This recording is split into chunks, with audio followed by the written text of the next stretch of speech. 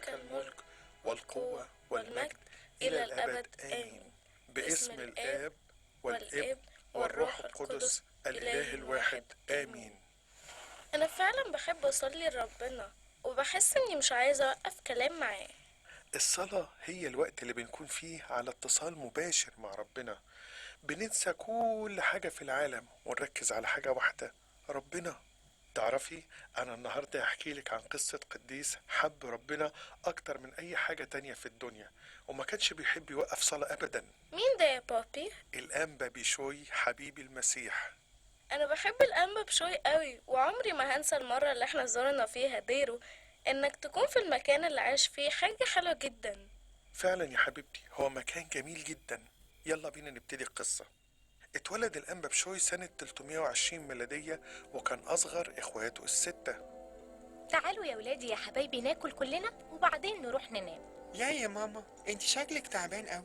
بعد وفاة بابا انت بقيتي تعملي كل حاجة. انت لازم ترتاحي شوية. ما تقلقش عليا يا حبيبي، انا بحبك انت واخواتك جدا، وكل اللي اتمناه انكم تكونوا مبسوطين. نشكر ربنا ان انت معانا، احنا بنحبك جدا. ايه ده؟ انت مين؟ أنا ملاك من عند الرب. ربنا عايز حد من ولادك يكون خادم ليه. كلهم لربنا، اختار براحتك. بشوي هيكون خادم حلو لربنا. بس بشوي ضعيف، اختار واحد تاني من ولادي يكون اقوى منه. ما تقلقيش، لأن قوة الرب في الضعف تكمل. وهو عنده 20 سنة ساب بشوي كل حاجة وراح برية شهيد عشان يبقى راهب هناك. اشكرك يا رب انك قبلتني اكون راهب. دلوقتي انا هعيش كل حياتي ليك. انا فعلا بحب اصلي لربنا، ومش ببقى عايز انام، عايز افضل صاحي على طول. ايوه، عرفت انا هعمل ايه. هربط شعري بالحبل ده، وبكده اي وقت احس اني عايز انام الحبل هيشد شعري ويصحيني، وبالطريقة دي هقدر اكمل صلاتي من غير ما اوقف. بس ده صعب جدا يا بابي، ازاي حد يقدر ما ينامش ويفضل يصلي طول الليل؟ الأنبا بشوي عمل كده عشان كان بيحب ربنا، ما كانش عايز ينام ويوقف كلام معاه. يعني هو ما كانش بيتعب لما بيعمل حاجة زي كده؟ لا طبعا يا حبيبتي خالص، في الحقيقة هو كان مبسوط جدا. وفي يوم الأنبا بشوي وهو شغال قدام قلايته حاجة غريبة حصلت. مين ده؟ انا شايف مسافر تعبان. انا هروح للعجوز ده بسرعة واقول له يجي عندي يرتاح شوية وياكل حاجة. من فضلك تعالى وارتاح من سفرك. أشكرك جدا، لكن أنا مش عايز أتعبك. لا بالعكس، انا هبقى مبسوط اني اخدمك. الكتاب بيقول لا تنسوا اضافة الغرباء. متشكر جدا. اتفضل وانا هغسل لك رجليك. اكيد جاي من سفر بعيد. هات رجليك وانا هغسلهم. ايه الجروح اللي في رجليك دي؟ ايه ده؟ دي جروح مسامير؟